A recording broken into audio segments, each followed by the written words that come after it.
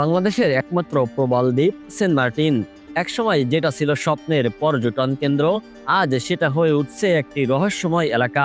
সাধারণ মানুষ তো দূরে থাক, সাংবাদিক, এনজিও কর্মী, এমনকি স্থানীয় বাসিন্দাদের আত্মীয়রাও যেতে পারছেন না দ্বীপে, সরকারের অনুমতি ছাড়া। কিন্তু কেন?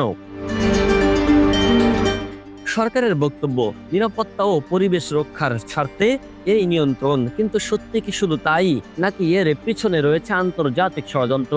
একাধিক সূত্র বলছে মিয়ানমার সীমান্তবর্তী রাখাইন স্টেট থেকে মানবিক করিডোর নামে একটি পরিকল্পনা এগিয়ে চলেছে, যার অংশ হতে পারে এই সেন্ট মার্টিন।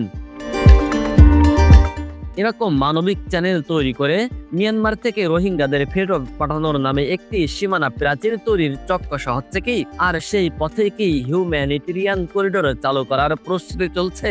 এই পরিকল্পনার জন্যই কি সেন্ট মার্টিনে সাধারণ মানুষ ঢুকতে পারছে না?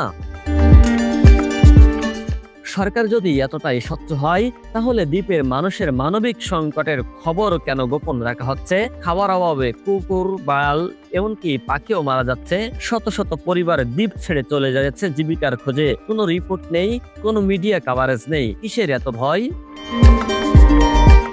জাতীয় নিরাপত্তা, পর্যটন কিংবা পরিবেশ, এই শব্দগুলোর আড়ালে কি আসলে আন্তর্জাতিক রাজনীতির বড় কোনো খেলা চলছে?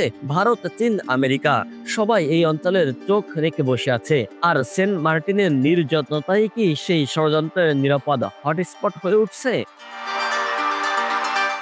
একটি স্বপ্নের দ্বীপকে যদি রাজনীতির বলি হতে হয়, তাহলে আমরা কোন রাষ্ট্রে বাস করছি? জনগণের চোখের সামনে যদি এক টুকরো বাংলাদেশকে গোপনে বিক্রি করে দেওয়া হয়, তাহলে ইতিহাস আমাদেরকে ক্ষমা করবে না। প্রশ্ন করার এখনই নাগরিক দায়িত্ব।